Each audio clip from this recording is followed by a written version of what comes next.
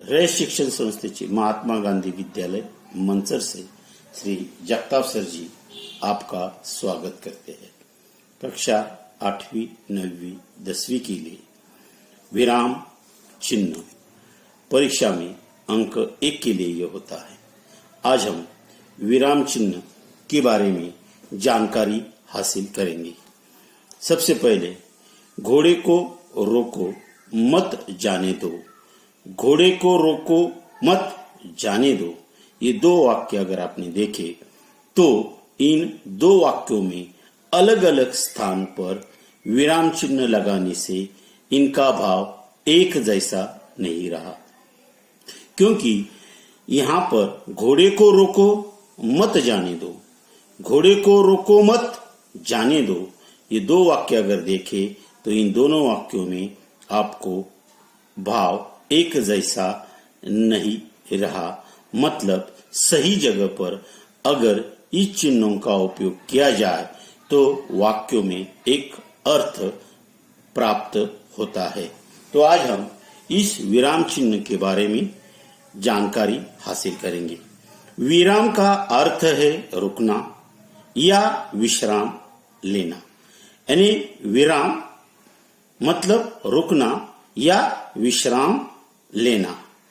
हम बातचीत करते समय अपनी बात पर बल देने के लिए या समझाने के लिए थोड़ी देर रुकते हैं।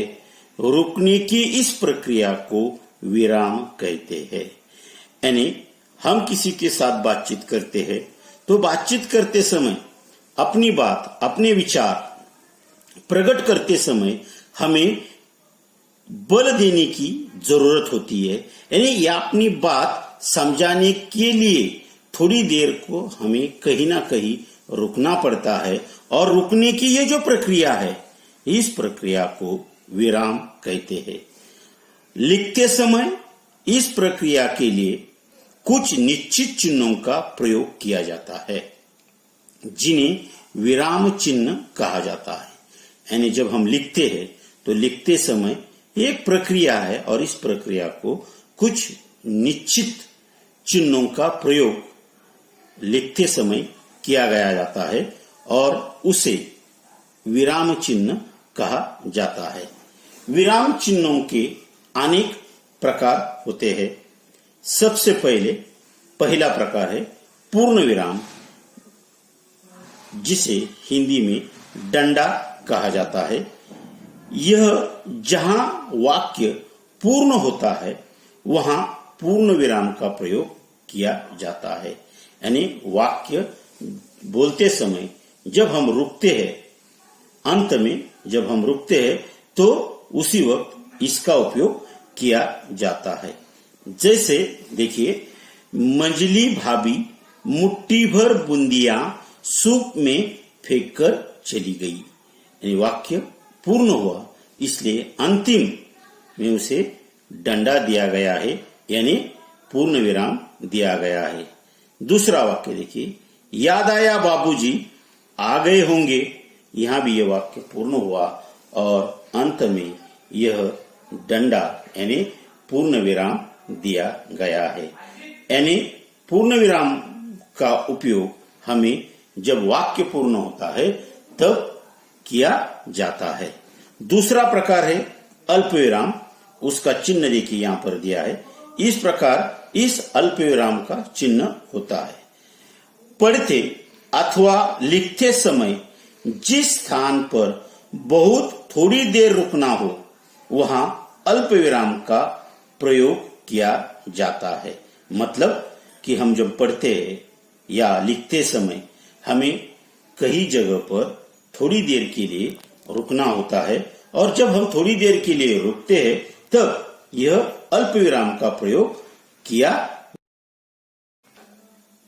जैसे ठहरो, मैं मां से जाकर कहती हूं इतनी बड़ी बात। इस वाक्य में देखिए ठहरो, इसके आगे अल्प विराम लगाया है। मैं मां से जाकर कहती हूं के आगे अल्प विराम लगाया है। इतनी बड़ी बात और ये वाक्य अगर ऐसा कहा, ठहरो मैं माँ से जाकर कहती हूँ इतनी बड़ी बात, तो इसमें से हमें भाव प्रकट नहीं होता। लेकिन अगर हमने ये वाक्य ऐसा कहा, ठहरो मैं माँ से जाकर कहती हूँ इतनी बड़ी बात, यानी वाक्य जो होता है, इस वाक्य में रुकने के कारण, अल्पविराम देने के कारण वाक्य को एक अर्थ, एक भाव प्राप्त होता है।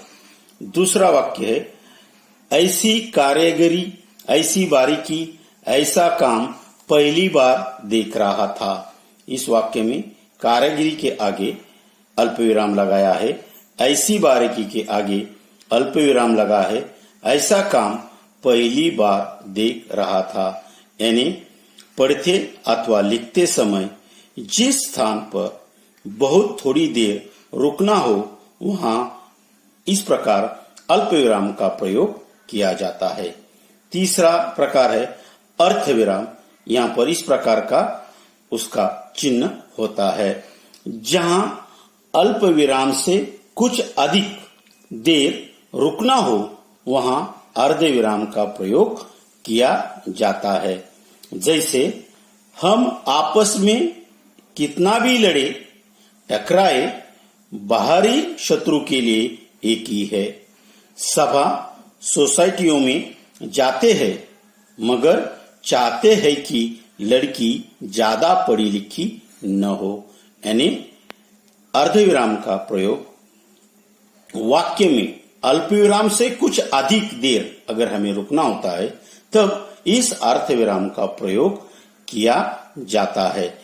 जैसे हमने देखा इस वाक्यों में, हम आपस में कितने भी लड़े टकराए, बाहरी शत्रु के लिए एक ही है। तो हमें यहाँ पर देखा कि टकराए के आगे यह अर्धविराम लगाया है। दूसरा वाक्य है, सभा सोसाइटियों में जाते हैं।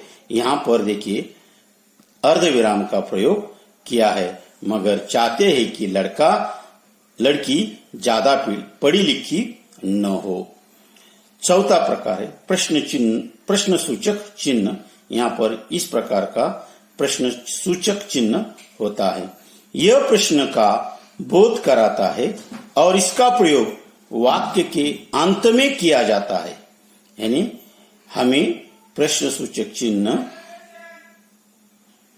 यह प्रश्न का हमें बोध कराता है और इसका प्रयोग वाक्य के अंत में किया जाता है। जैसे देखिए वाक्य में, क्या सामाजिक आंदोलनों का भी आप पर कुछ प्रभाव पड़ा?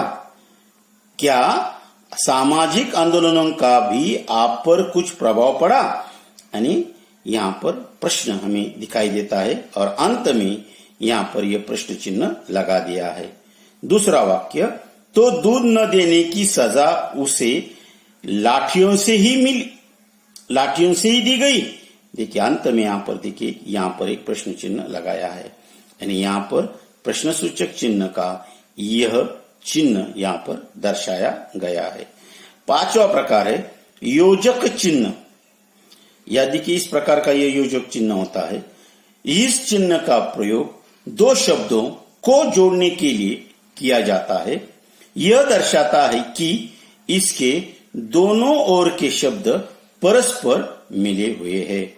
यानी योजक चिन्ह जो वह इस प्रकार का होता है। फिर से देखिए, इस चिन्ह का प्रयोग दो शब्दों को जोड़ने के लिए किया जाता है। यह दर्शाता है कि इसके दोनों ओर के शब्द परस्पर मिले हुए हैं। जैसे देखिए, दूर दूर तक पानी हो पानी, तेज हवा और रस्सियों से हवा में लटके हम।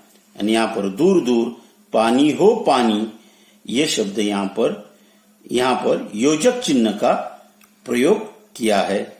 दूसरा वाक्य देखिए, लक्ष्मी के शरीर में एक सिरन सी दौड़ गई।